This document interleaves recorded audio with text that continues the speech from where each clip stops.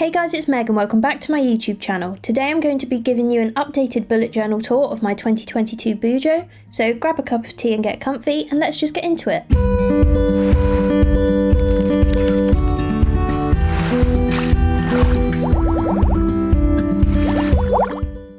So when you first open the journal, you've got a key page, which is really useful if you want to keep track of which icons you're using to track throughout your week. So I've got a simple bullet point, which I use for just all of my tasks, any like notes, events, anything. I don't differentiate.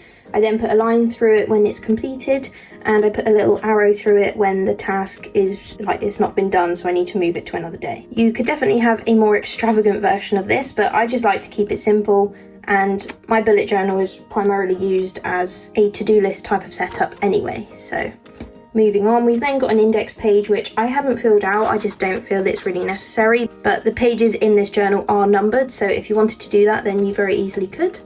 And then we're onto the cover page. So I started off with the black and white kind of stars theme, just very simple and minimalist to get the journal started at the start of the year. I then got the 2022 future log with the little Dutch door inspired by Amanda Rachel Lee's setup, and this is for all of the kind of big main events, so birthdays, holidays, and luckily I have just booked a little holiday in November, so I'm looking forward to that. And I just love the Dutch door in this because the title is so bold, so it's nice to have it across both pages. Then we're on to the 2022 in pixels, which I'm loving how this looks as it starts to come together. It's obviously very colourful and a good variety of how my days have been. April was a pretty good month, a lot of red for productivity and yellow for amazing, orange for good, so that's been a pretty good month, and hopefully May will continue in the same kind of direction. And then we're on to my bookshelf. If you've seen any of my bullet journal tours that I've done previously on my channel or any of my other Bujo with me's, then you'll know that the bookshelf spread has been a little bit of a problem for me because I've been intending to get on with my reading and it's just not happened. So finally I've had one of my books on the shelf coloured in, so that means I've read it, and I actually rated it a 2, so probably not the best start. Maybe that's why I struggled to get on with my reading at the start. But I read The Bell Jar by Sylvia Plath, so people are probably going to come for me about that, but I just didn't enjoy it. I can understand why people think it's an important book given the context and stuff, but definitely should be littered with trigger warnings, that book. And yeah, just not enough happened in it for me because I enjoy a bit more of a page turner. So I'm now on to The Vanishing Half, and I am really enjoying that one so far, so I'll let you know how that one goes. Then we've got my goals spread. Some of these are very much getting ticked off, which is so nice to see, and it's just a good reminder whenever I'm flicking through to remember the goals I'd set myself at the start of the year, and just to have a little think about whether they're still my goals, how they're going, whether I need to do anything this month to help those goals to keep moving forwards.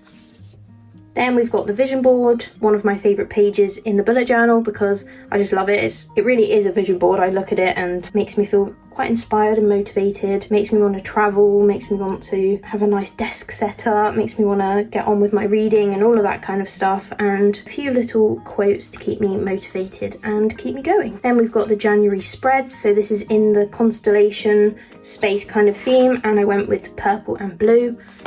I will flip through this fairly swiftly, but just to give you a little look through.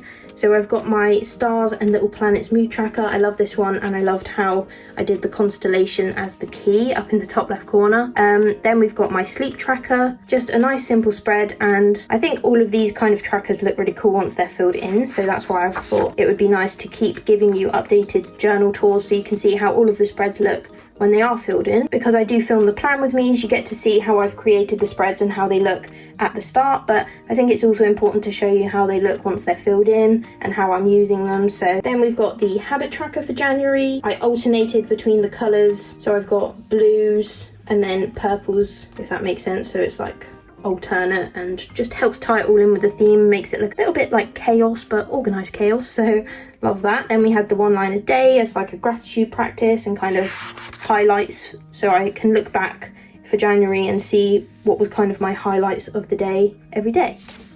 Then we're into the weekly spreads. So January I was doing all double page spreads for the weekly spreads, and I think they look pretty nice and neat and quite minimalist, but that was sort of the theme. This one got a little bit busier. I don't actually love how I did this. I was just kind of making it up on the spot, and yeah, I don't know. It looks okay, but this kind of lopsided thing I'm not loving, but we learn. And then we're on to this one, which I do really love. I think it looks so nice. I love how I did this lettering, you know, with the kind of drop shadow in this bluey purple colour. And yeah, I've loved this setup and I've continued to include it. So if you want to try it out, let me know down below how you get on with it. Then we're on to February, my minimalist line drawing style spreads. We've got our nice quote page from Mamma Mia, life is short, the world is wide, and I want to make some memories. Just thought it fit perfectly with the kind of adventure, stargazing, mountain, outdoorsy theme. And then we're on to the mood tracker and sleep tracker again. Stars, but in a kind of different context. And I did really like how I chose these colours. They just could have been done in colour order to help with looking at the overall effect. However, I think the randomness of it does kind of help with the overall look of the page. So yeah, I don't know, but my favourite little illustration down here, the little washing line. And sleep tracker, again, very simple, but I did also add an energy tracker. I've not continued with that just because I tried it out and it just wasn't really worth it for me. I didn't particularly find anything that useful from it. Yeah, so that's my thoughts on that one. Then we have the February weekly spreads. So for February, I did include habit trackers on the weekly spread. I wanted to try out whether that made me more likely to do the habits, and it also allowed me to change up the habits each week if I wanted to. So again, we've got our little illustration down the middle. I quite like this middle piece. I did the same thing in January. It just kind of pops out the middle of the book, although it's not the easiest to draw right on the crease, you know, where the book opens. So give it a go, but it's not the easiest. Then we're on to week 2. Again, I kind of did similar setups to January, but just in different styles. Then I did try something different. So this was time blocking that I tried out for the first time. I've got times down here. So everything was kind of planned for a time in the day. Didn't kind of go so well towards the end of the week because I was unwell, but the start of the week I did plan things out. However, it was just a bit too restrictive for me, and often I'm doing tasks and I'm not quite sure how long they're going to last. So for example, filming a video, I can kind of guess how long it will be, but there's no guarantees. So yeah, I've not continued with it, but I do think it looks really cool. So if you're someone who time blocking would work for, then maybe give this kind of setup a go, because yeah, I just think it looks really nice when it's all filled in. And again, this was my favourite setup from January, so I repeated it and still really loved it. So yeah, I definitely recommend this kind of weekly spread setup. If you'd like to see a video on loads of different types of weekly spreads that you could try out, kind of the basic setup and how to draw them out, then I can definitely do that for you. Just let me know down below. Then we're on to our wonderful colourful March, our bumblebees. I love this set of spreads. Whenever I flick back through my journal, the yellow is just so bright and positive and just a good vibe. So I love this set of spreads. Mood tracker looks really cute once it's all filled in. Obviously went with the honeycomb, it was kind of a given. And I did actually take my own advice in March and made the mood colours go in order of like the colour gradient. So you can kind of see just at a glance the emotions rather than having to check in with the key. Then we did sleep and water. I think this was actually really useful, and I might bring this one back, having two together, because I do sometimes think having so many tracker pages just gets a bit boring and a bit tedious to fill in sometimes. If you've got loads and loads of pages to fill in, sometimes you might not have the time to spend journaling for hours a day. So I decided to include 2 in 1, and yeah, I do think it worked really well, because you just do a line on the sleep side and then a line on the water side, and that's you done for your tracking of sleep and water. So also a little top tip, if you're going to be doing a tracker kind of like this, it's useful to pick out some colours that you've used in your spreads rather than a random colour. So for example, with water, I kind of wanted it to be blue because, you know, obvious reasons for water, but I hadn't used a blue throughout. However, I had used this kind of pale duck egg kind of bluey colour in the wings of the bumblebees, so I went with that one and I think it works well. Then we've got my workout tracker and gratitude log. So the workout tracker was a good idea. It was something I'd tried for the first time. I had the different types of exercises that I would do down here. So like upper and lower weight sessions, spin, walk, and I also did one for rest, just so on a rest day or a day I'm ill or something where I'm not doing any exercise, I didn't want it to just be blank because it makes you feel bad. So I thought I would give it a colour so the whole thing can be coloured in and look complete at the end.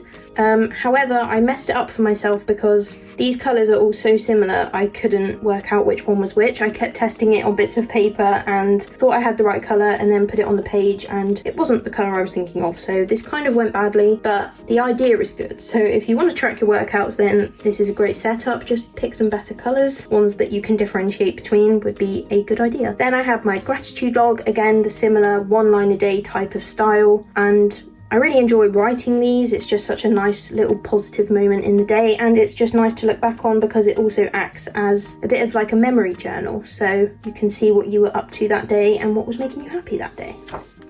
Then we've got the March weekly spreads. So these ones I did the Dutch door effect with slightly different styles on each page. I'll just flip you through those so you can have a little look. I think the Dutch door just worked so well because this little set at the top, the set of hexagons, took a while to draw and colour in, so not having to do that every time was a really good time saver. And this was probably my favourite weekly spread. I do really like this one that was in that similar style that I love, but I just love the honey drips on this one. So I think I actually did this one in a live, so I'll link that if you want to see how I created it and how it came to life. And then we are on to April, and such a cute little theme, one I'd had in mind for a little while. April often makes me think of April showers, and so I wanted to do something rain related, but I wanted it to be a little bit different than just umbrellas. So I thought, how about ducks with umbrellas and their little ducklings? They can be wearing welly boots, raindrops, all of that, and I just think it's so cute. So I've got cover page on this side, then we had a calendar page which I used for my YouTube upload schedule. As I've said before, I've kind of got too much going on to fill it all into a calendar page. It's much better for me to have weekly spreads to see the week overview as opposed to needing a monthly overview. However, I do find it useful to have an overview of the month in terms of my content, especially YouTube videos, just so I keep on track and keep a good variety going. I love this little doodle up here, the little duckling shaking off the water of his feathers, so love that one. Then we've got the mood tracker, so I went with the raindrops. I thought this would be the easiest way. If you're setting up a mood tracker, you just want to make sure that the things that you're going to use as the tracker, the little illustrations you're going to colour in, they need to be small enough that you can fit them all on the page because you're going to need enough for every day of the month. And you also want to make sure that the shape isn't too difficult, because if it's really hard to replicate, then the whole page probably won't look as good at the end if everything's a bit wonky. So things like raindrops are a very good one to do because it's such an easy shape and they're nice and small. Again, I did the whole gradient style colour tracker on the mood tracker, so luckily I'm learning from my mistakes previously. Then we did a different type of gratitude log. So this was casual magic inspired by Unjaded Jade's concept. So it's kind of a gratitude practice, but it's looking at the small things that you would otherwise overlook. So instead of it being maybe a big highlight of the day, which people would probably think of to write as their gratitude thing, this is looking at the smaller moments, the things that you might otherwise miss. So things like the sunlight coming across your desk, or a really nice iced coffee that you had, something smaller and a little bit more easy to miss. And this kind of brings it to your attention, and writing it down just makes you kind of think about it a bit more and how much you enjoyed it. Then we've got the weekly spreads. I love this double page spread. So this is 2 weekly spreads. I did single page ones for each. Just wanted to try it out. I did try it last year, I think, and I didn't like it as much, but I do really like how this looks. And I'm thinking for May, I'm going to go back to single page weekly spreads and just try it out, see what I think. I just love how busy it looks, and I did include a sleep tracker on my April weekly spreads this time. I've previously used a habit tracker, but this time we went for a sleep one because sleep is obviously very important and something I'm always trying to improve slightly. So we've got days of the week down at the bottom, and then down the side we've got the hours slept. So on Monday I got 8 hours, Tuesday I got 6, and so on. And I just think it looks really cool having a little graph. I think it just makes it look cool. So then I went back to the double page because I, again, was just experimenting. This was that favourite setup style I keep going on about. And again, this was one I created on a live, so I will link that up in the corner if you want to check that one out. And I did the ombre style lettering. I don't know if it comes out well on the camera, but I've got a slightly brighter blue in the background, and then I went over the top with a darker blue. Just thought that would be cool, and I think it fit perfectly with the whole rainy kind of theme. Again, we've got our little sleep tracker.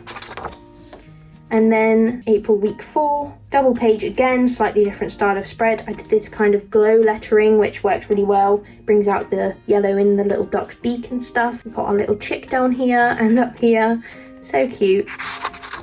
And then this was April week 5. Just because of how the days fall over the month, sometimes a month will have 4 weekly spreads, sometimes it will have 5. I try to make it so that in the final week, whichever month it is predominantly, so for example in this week, April went all the way up to the Saturday, so it made sense to have this as an April spread. However, if it had only gone to Wednesday, then I might have made this part of May. So hopefully that explains why I've got 5 weeks in April. This time I did a little note section, which was just handy because I've often got things on my mind that I need to remember and I don't quite know whether it's going to plot into the week that week or not. So I can just jot that down up there, and otherwise it's just my normal to-do lists and crossing things out once they're done, and using the little migration arrow if I didn't quite get round to it and I need to move it to another day.